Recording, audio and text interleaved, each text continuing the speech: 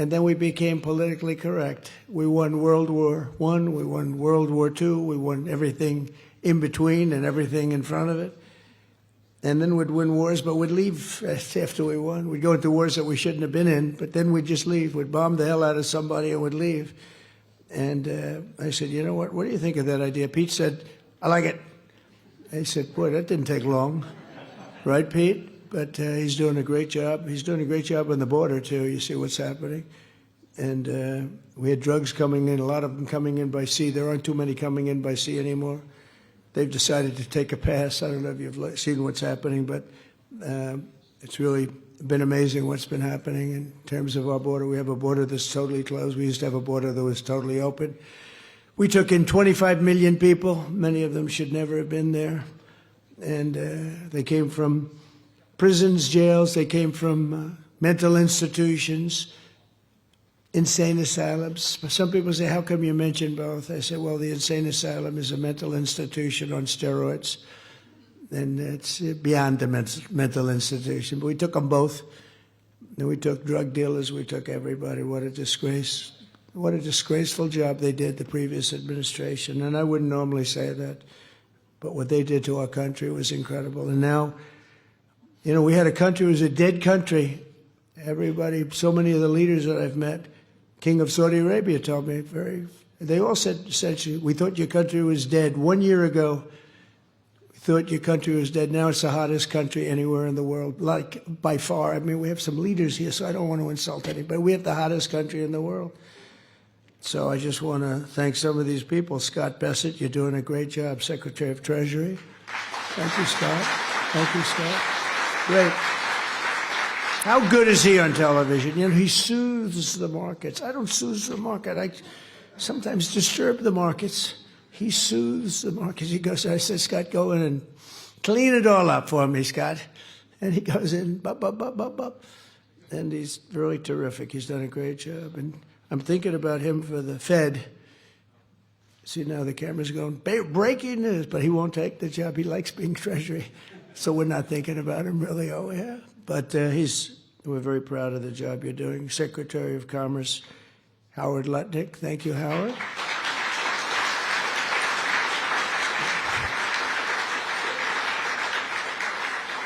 We just did, I guess it's about 518 billion in the other room. We were a little bit short of 500, and then we had a couple of people that just announced, including Toyota, 10 billion, going to open new car plants throughout the United States, a lot of them. And it's great because of the tariffs and because of the November 5th election, I think both. But the tariffs have been tremendously helpful in terms of national security, the national security for our country. And a lot of the wars that I stopped were because of tariffs. And frankly, I did a great service to the world, but because of tariffs, because of trade. If you look at India and Pakistan, they were going at it. 7 planes were shot down. 7 brand new, beautiful planes were shot down, and they were going at it, 2 big nuclear powers. And I said to Prime Minister Modi, and I said to the Prime Minister, a very nice man, a very good man, and the Field Marshal over in Pakistan, I said, look, we're not going to do any trade if you're going to be fighting. No, no, no, one thing has nothing to do with the other. I said, it has a lot to do with the other. 2 nuclear powers. We get that nuclear dust all over the place. All of you are affected, right? And we said, no, we're not doing any deals if you're going to fight. And within about 24 hours, that was the end of that. It was amazing, actually. And we've done numerous like that. I would say trade is responsible for 70% of the fact that we didn't have wars by using our heads, because they want to trade with the United States. But I said, we're not going to trade if you're going to go to war. And it's amazing how quickly they were able to make deals. And, you know, they would have been fighting for 10 years, killing millions of people, numerous of them. So we're very happy about that. But I also want to say that U.S. Trade Representative Jamieson Greer is like, he's really fit. Where is he? He leaves everybody happy. He does everybody, you know, they have such confidence in him. Even the other side. I mean, you have to have both sides have confidence, especially when it comes to trade between countries. But Jamieson, you're doing a great job. Thank you very much. Really appreciate it.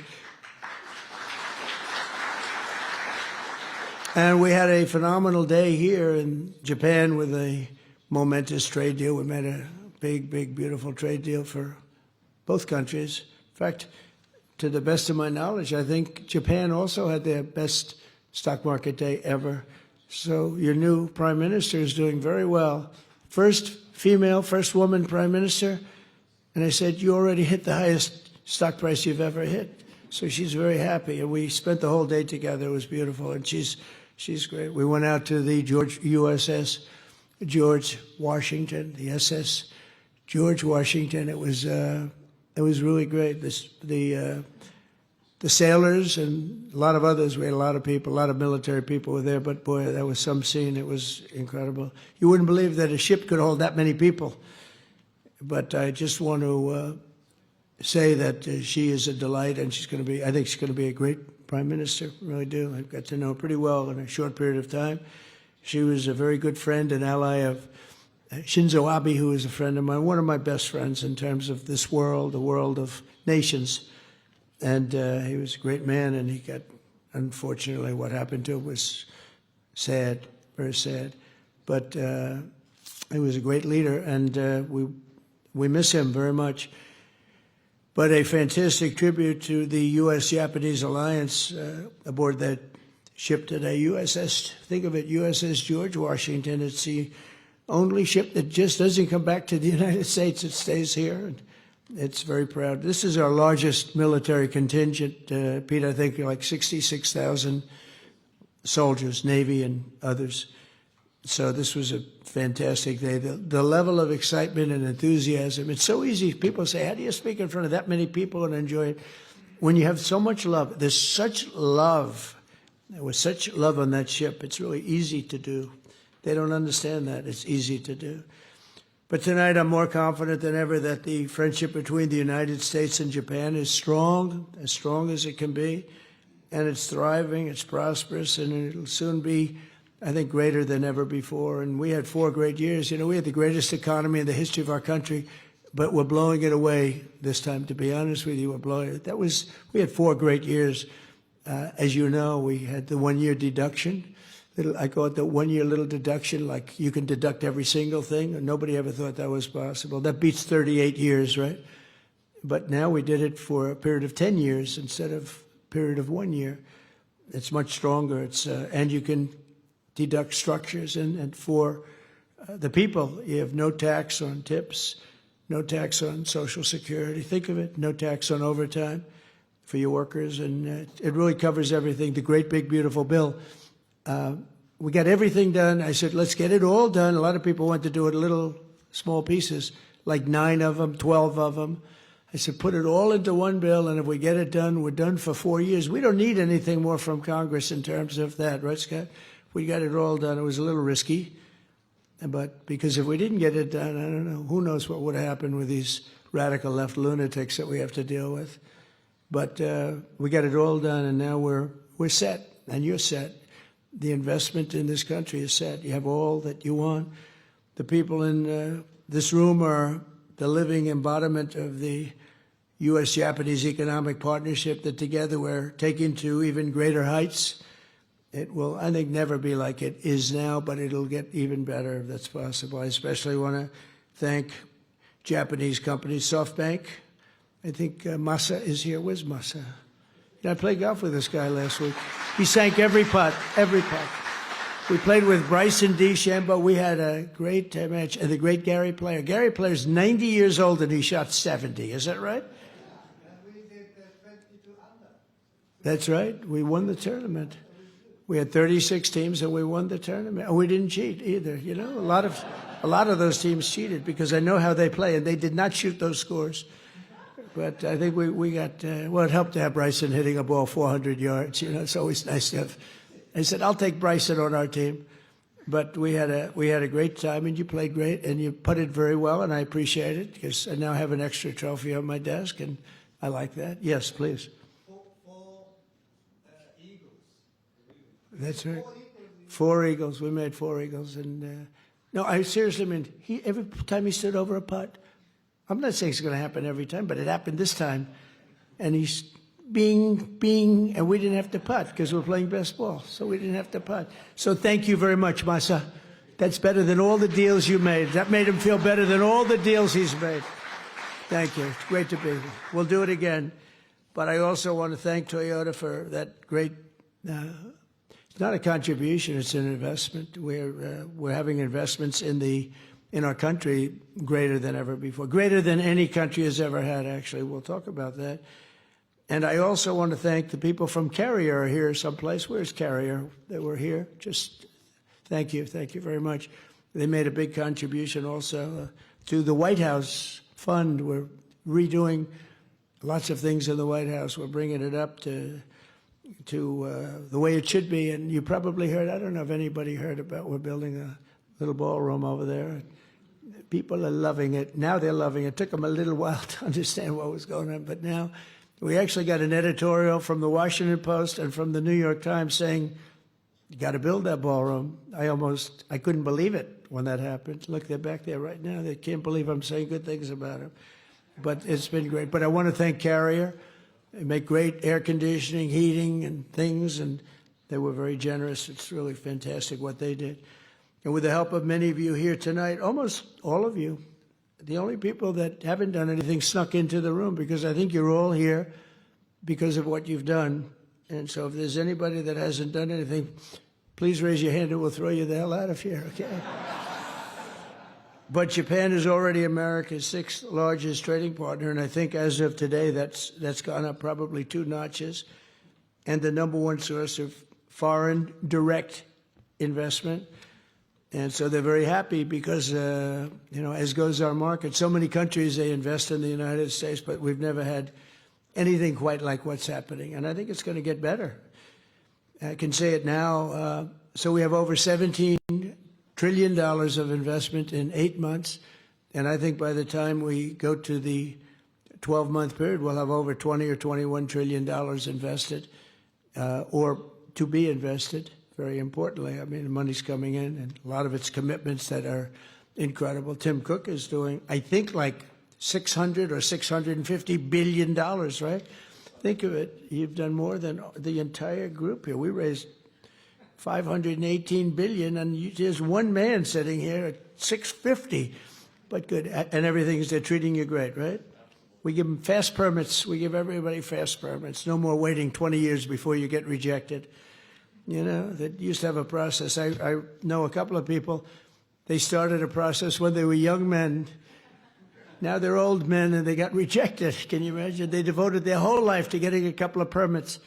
One of the things I did that's really helping AI because of the massive amount of electricity that they need is I said, you build your own power plant if you'd like. So far, everybody said, we like. But at first, they weren't doing it. I said, I wonder why. Because they didn't believe me. They didn't believe they were actually getting this. You know, we have a grid that's like a lot of grids, it's old, and nobody ever said that we're going to be, doubling. You have to double or triple the amount of electricity that we currently have. As an example, in the United States, you have to triple it, but double it at a minimum, but really triple it in order to take care of just AI. Can you believe this? More than double what we have currently. So for all of that, we have to more than double it. And I said, well, that's not, something you can do from the grid.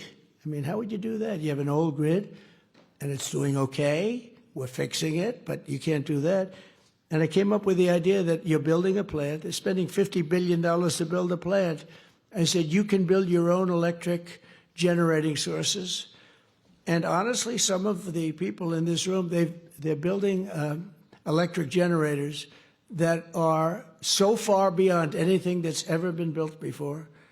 They're using all different types of fuel. They're using nuclear. They're using oil and gas. They're using coal as a backup. Coal is a great backup. If something happens, you can put it aside, and if you ever need it, you can use it. But it's a great thing. And we're getting you very fast approvals. Lee Zeldin's doing a fantastic job. We're giving you fast approvals. You don't have to wait 9 years. You're waiting a matter of weeks, literally a matter of weeks. You're coming in with the best engineers in the world. You know what you're doing. And so as you build your plant, you're sort of in the utility business, like Con Edison in New York. You're building your own electric. and you can build it as much as you want. And if you have any left over, you sell it into the grid. So our grid picks up a lot of electric without really us doing anything. You talk about private sector, that's the ultimate, but everybody loves it. And they're coming, honestly, I mean, somebody that understands that better than information, which is what the other part makes. You're going to make a lot of money with information. And but somebody that really does understand the generation of electricity, the kind of plants that are being built are unbelievable. They're far beyond anything being built in terms of your regular utility companies, which, you know, it's sort of an older business. So I congratulate you. But the beauty is that you start building immediately. Tim, you don't have to wait, you know, well, if we went by the grid 10, 12, 15 years, but the permits are fast, and you open as soon as you have your plants or your combination of plants. Some are building it on top. Some are building it to the side. Some are building separate buildings. Some are building in one building. And I love the idea. But literally, it took them a while to really, they thought I was kidding. It was so good. They said, no, he's kidding.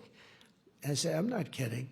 That's why we're leading China. We're leading everybody in this race. So we're with you all the way, and I hope everyone's going to do great and make a tremendous amount of money and create a lot of jobs. Under the historic trade deal with the Prime Minister that is signed today and private sector agreements that were signed moments ago, we'll be increasing our commerce very, very much further.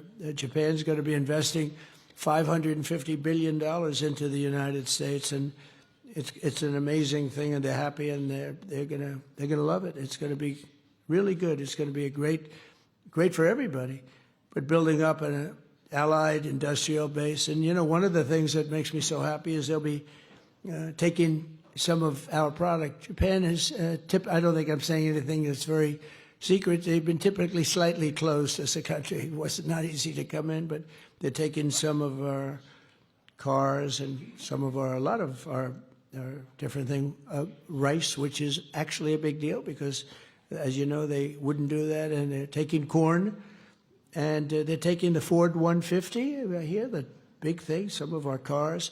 So it's really a great thing. It's going to be great for them. It's going to be great for everybody.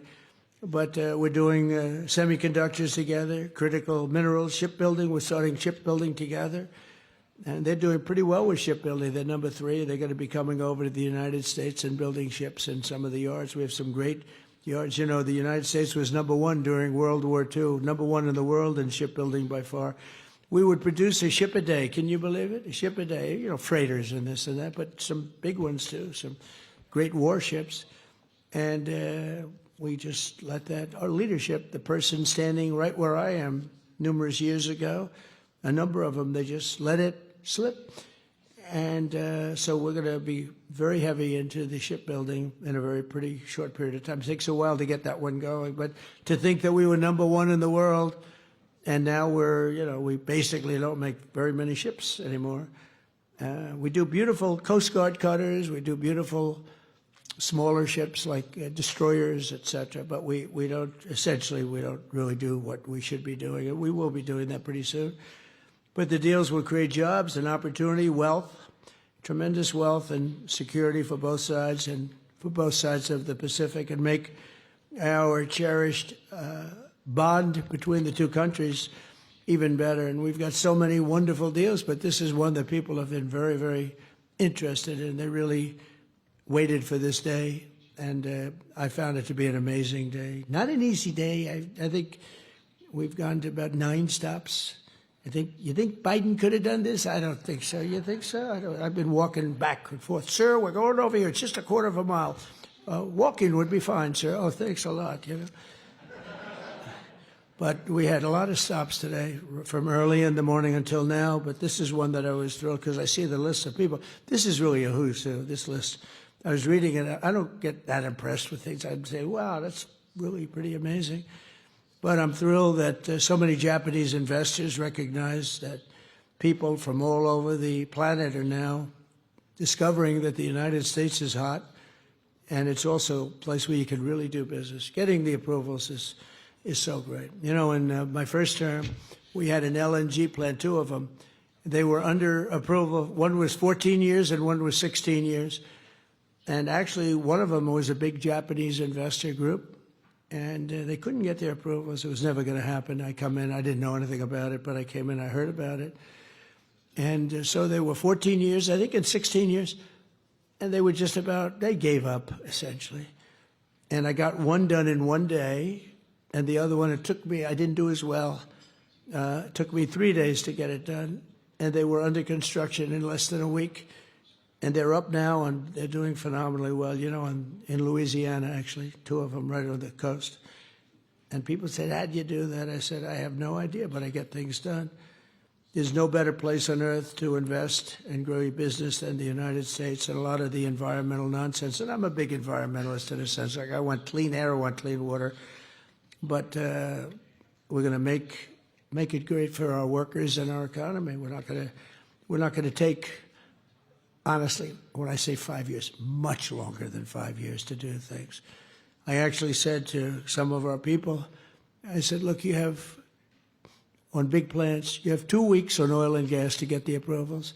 And if you go nuclear, 3 weeks for nuclear. You know, nuclear with Westinghouse is here today. They've done great. They've really, they had a difficult problem a few years ago. They have become very hot, Westinghouse.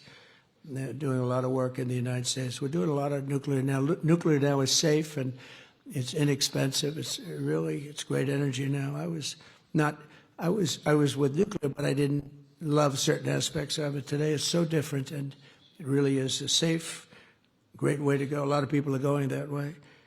But 1 year ago, the United States was really, you'd never get your permits. You'd wait years and years and years. And honestly, if you had another, like Kamala, I don't know where the hell she came from, but if you had Kamala, I was right. Against Biden, I went up by 29 points. All of a sudden, they take him out. It's like a fighter. He's losing the fight. They replace him in the middle of the fight. They gave me a new one. They gave me Kamala. I went from Joe to Kamala. But if she got in, I don't think there'd be nobody in this room.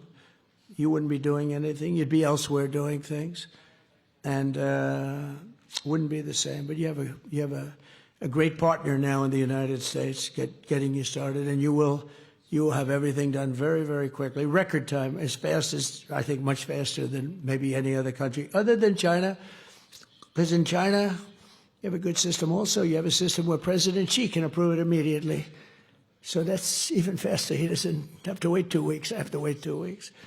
But you do go quickly there, but we have a lot of advantages, as you know. Since the election, we've secured all of that money coming in, and we have a lot more money coming in. And again, I mentioned SoftBank, but JERA, JCB, Toyota, Mitsubishi, Hitachi, Honda, they're all coming into the United States. We have a lot of car plants opening up because of tariffs. They don't want to pay tariffs, and they come and frankly, Japan is sponsoring many of them because that way you don't have to pay the tariffs. Without the tariffs, I mean, tariffs are about national security, and we're making a lot of money. We're going to start paying down debt very soon.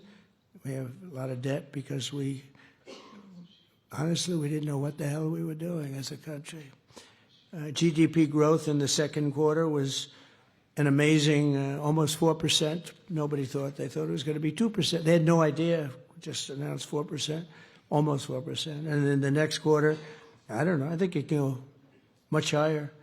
I think when we kick in, when these plants start to open, we're building many of them. And a lot of them are car plants, but, you know, you keep hearing about the AI, and that's obviously the biggest thing right now. And nobody's doing like but we have a lot of other plants coming in, but a lot of car plants are coming in. They're coming in from other countries.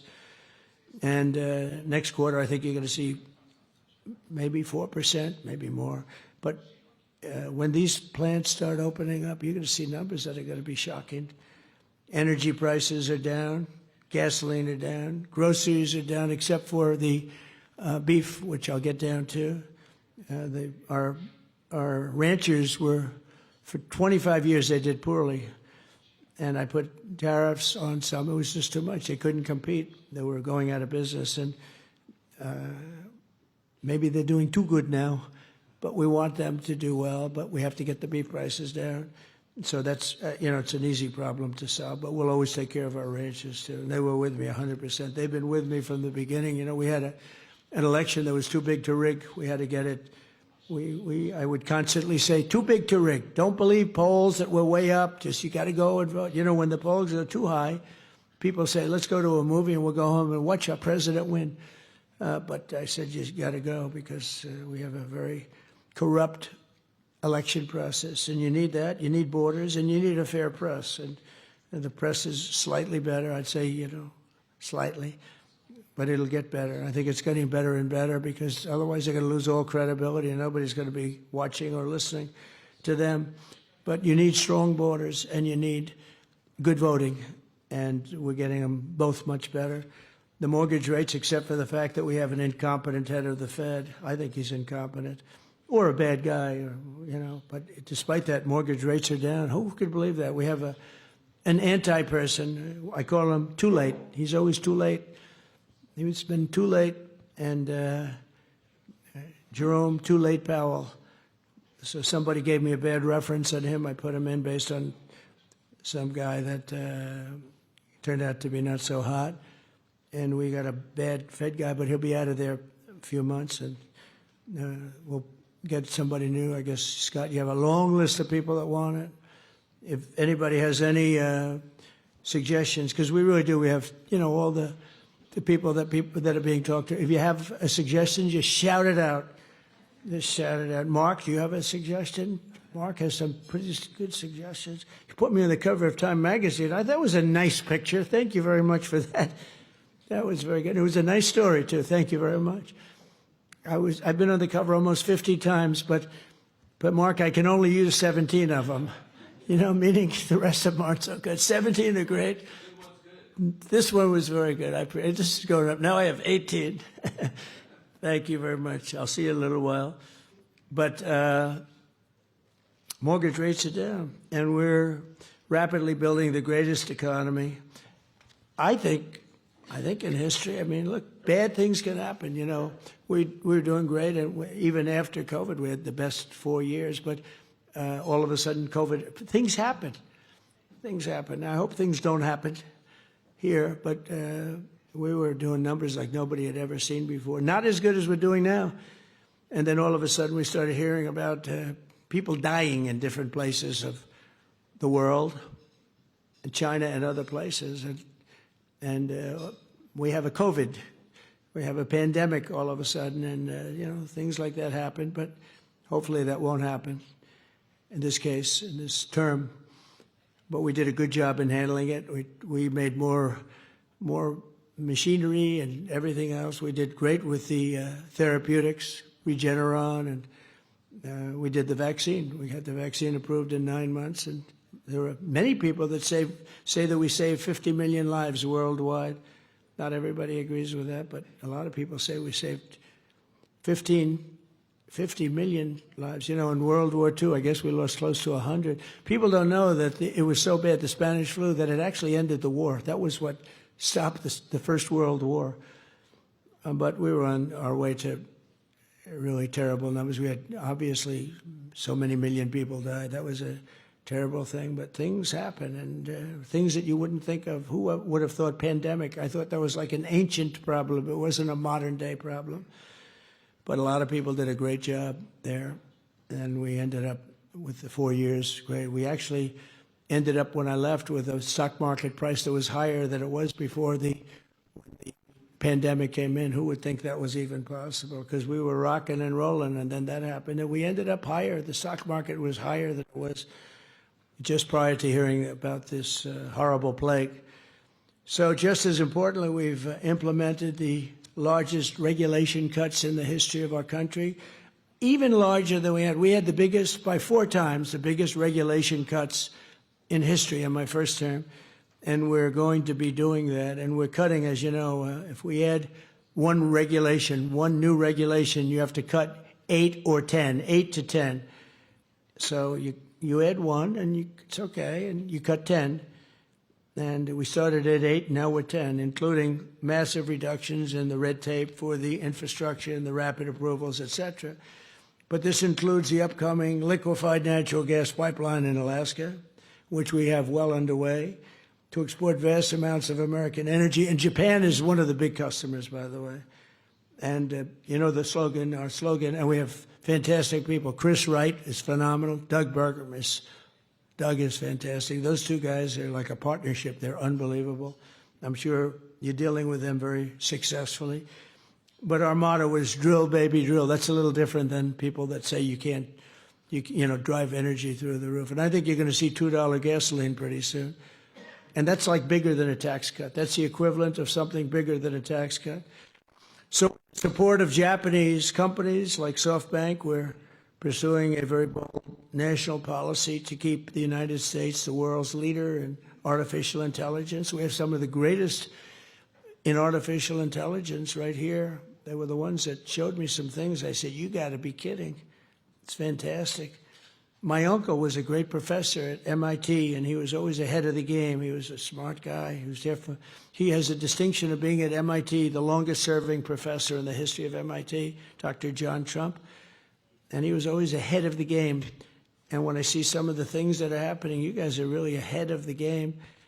We're speeding construction of AI infrastructure and bringing production of the critical chips and semiconductors back onshore. And I want to congratulate Jensen because he's been really amazing. He's an amazing guy, brilliant guy. I'm seeing him tomorrow.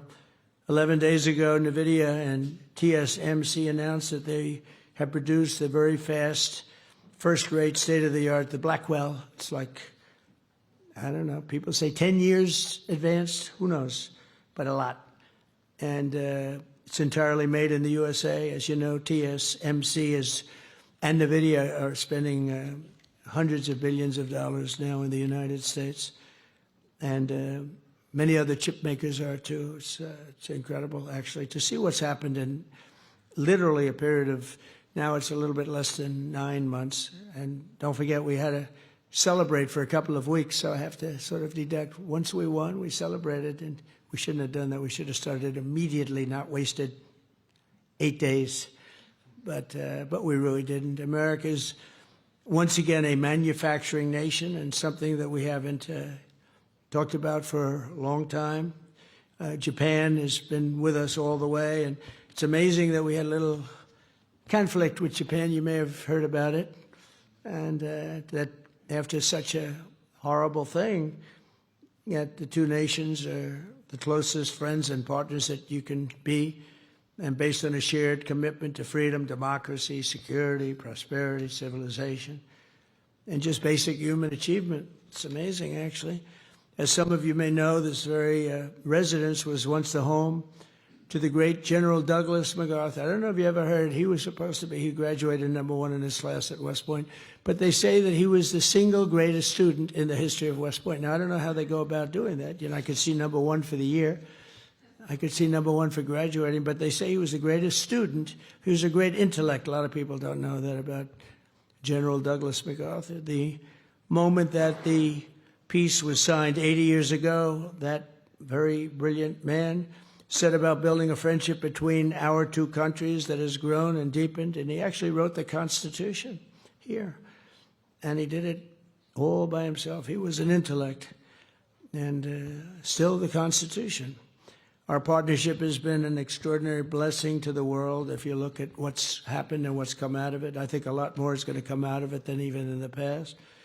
And I look forward to expanding it even further. We will do that, and I'm so happy to have gotten to know your new Prime Minister. I think she's going to go down as great. She was a real friend and ally of as I told you, a great man, Shinzo Abe. He was really a great man. He was a great Prime Minister, and she was an absolute ally. And he would have been very happy if he knew that she was very heavily supported and ultimately winning for Prime Minister. So I think she's going to do a great job. She's got all of our support. But I want to thank everybody for being here. You're an amazing group of people. Each one of you has a story like really no other. And it's an honor to be here. We traveled long and far. It's a long flight. Going to Malaysia, then say, let's stop over. But we wanted to be here for this because it's very special. And keep up the good work. And remember that you have a great friend and ally. And if you can't get Scott and Howard and all of our people, Marco, to get it done. Call me and I'll override them if I have to. I will override them. But I want to thank you all very much, and I want to thank my cabinet for doing a great job. Thank you. Thank you very much.